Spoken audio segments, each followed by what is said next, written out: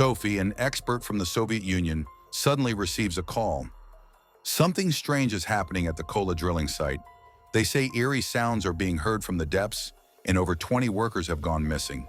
The work has been abruptly stopped, and now everyone expects Sophie to uncover the truth. Without wasting any time, Sophie heads straight to the Kola Peninsula. But as soon as her flight lands, she senses something is off.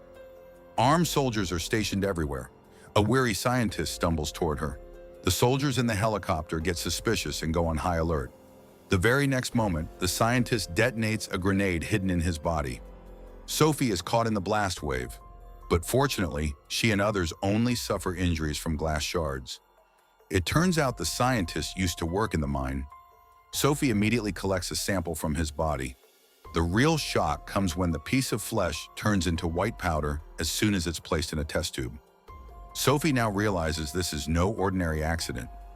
She begins testing the remaining workers, but while their bodies show no abnormalities, a strange fear is visible on all their faces, like they've seen something truly terrifying underground. Despite the fear and mystery, Sophie and the rest of the investigation team, led by the site manager, set out to uncover the truth hidden in the depths. They head toward the lift that descends deep into the mine. To activate the lift, both a key and a password are required. The station manager warns them, if the wrong password is entered 3 times, the lift will fall straight down. This is a 1,000-meter-long journey, and the lift feels less like a vehicle and more like a descent into death. The lift moves at an incredible speed, reaching 2,000 meters in just a few minutes. But suddenly it begins to shake violently. The station manager panics, opens a ventilation fan, and puts on an oxygen mask. While everyone else begins to suffocate, time passes. When Sophie regains consciousness, the lift has stopped at the residential section, 5,000 meters below the surface. The station manager has vanished, taking the lift's access card with him. A staff member informs her that if they want to go further, to the working zone at 12,000 meters, they'll need another lift. Now, whether they want to go deeper or return to the surface, they must find the station manager and retrieve the card. The soldiers begin searching the residential zone. They don't find the manager, but they do find a mechanic and a female doctor. Sophie suspects they may be infected, so she runs tests, which fortunately return normal results. As the soldiers continue their search, the station manager suddenly reappears. He warns that the inner part of the mine is extremely dangerous and insists they all leave immediately. Sophie doesn't believe him and calls in the soldiers. The manager suddenly activates the lift and descends alone toward the 12,000-meter working zone, confirming that something is definitely off about him. The team leader, a bald officer, suggests going down on foot with a few soldiers to catch the station manager. Since the temperature increases the deeper they go, all soldiers must wear heat-proof suits. But just as they are about to enter the tunnel, a heavy door opens by itself. A woman dressed in white walks out. A bespectacled man identifies her as another mine worker. Though mentally disturbed, she hasn't spoken a word since she was found. Sophie is shocked to see how this woman survived in such extreme heat and decides to run a full-body checkup. But when she removes the cloth from the woman's back, everyone is horrified. Her back is covered in monstrous blisters.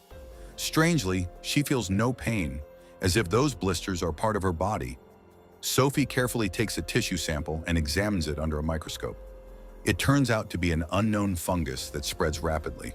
But the real horror begins when the woman's body starts contorting on its own. She slams her head violently against the isolation room door, and then her entire body explodes. Sophie, now terrified, runs toward the chamber with a young officer. As they open the door, they see the entire chamber is filled with fungus. Both the woman and the doctor are dead. Sophie tries to collect a sample from the bodies, but suddenly thick clouds of fungus erupt from them, filling the room instantly. Thankfully, Sophie quickly puts on a gas mask. The mechanic opens the door just in time and pulls her out, but he's in bad shape, possibly infected too. The only relief is that Sophie now has a precious sample.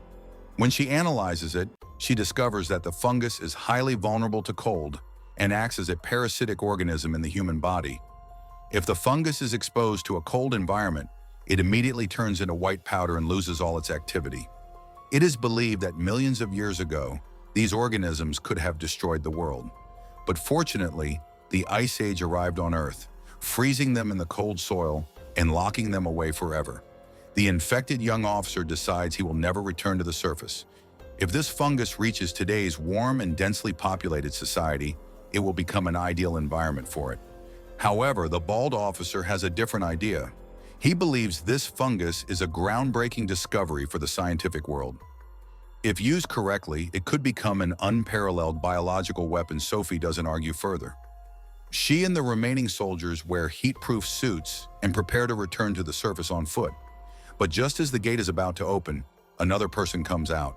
It's the soldier who had gone down to capture the station manager. One of his arms is missing, and his face is filled only with terror, as if something horrific is chasing him. The bald officer immediately shouts, "Close the gate!" And loud banging sounds begin from the other side.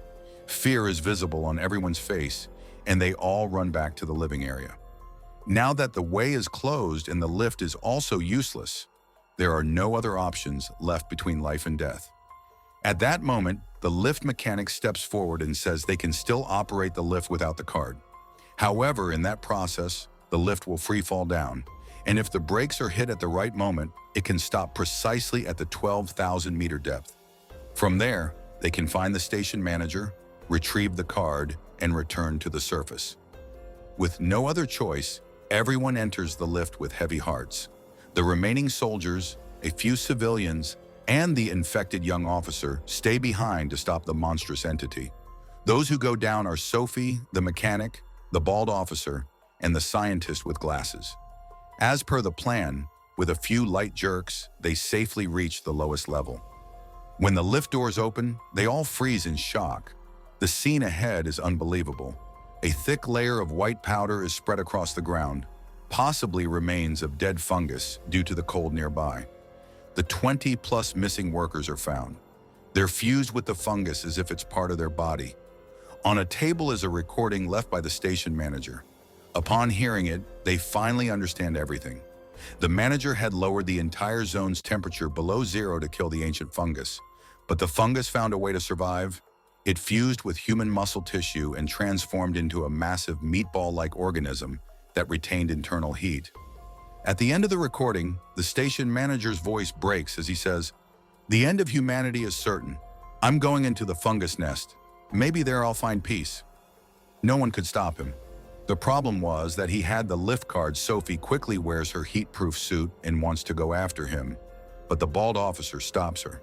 He says, "You're needed more on the surface." Saying this, he himself heads into the tunnel. 5 minutes pass, but he doesn't return. Sophie senses something wrong. She quickly wears her suit and runs outside. The harsh winds almost knock her over, but she keeps going. A little ahead, she finds the bald officer's body on the ground, the lift card still in his hand. He didn't make it back. As she turns around after grabbing the card, she sees a deep red wall of fungus. It was undoubtedly the fungus nest. Sophie gathers her courage and somehow escapes back to the working zone. The mechanic immediately checks her injuries. Just then, the man with glasses suddenly pulls out a gun and shoots the mechanic in the chest. Staring at Sophie, he demands, "Give me the card." Turns out, the man with glasses wanted fame in the scientific world. He wanted to take the fungus to the surface and reveal it to the world. Sophie tried to explain that doing so could lead to the end of human civilization, but he wouldn't listen. Holding her at gunpoint, he forced both of them to return to the living zone. He remembered a terrifying creature was still in that area. He ordered Sophie to go first, hoping the creature would attack her. But as they say, evil deeds have big consequences. The creature came from behind and swallowed the man with glasses whole. Sophie reacted quickly. Dodging the creature, she tried to save the wounded mechanic and reached a cold storage room. There, she drank half a bottle of vodka and poured ice-cold water on herself, drastically lowering her body temperature. Now freezing cold, she slowly approached the creature and managed to retrieve the lift card from the remains of the man with glasses. Sophie didn't want to wait anymore.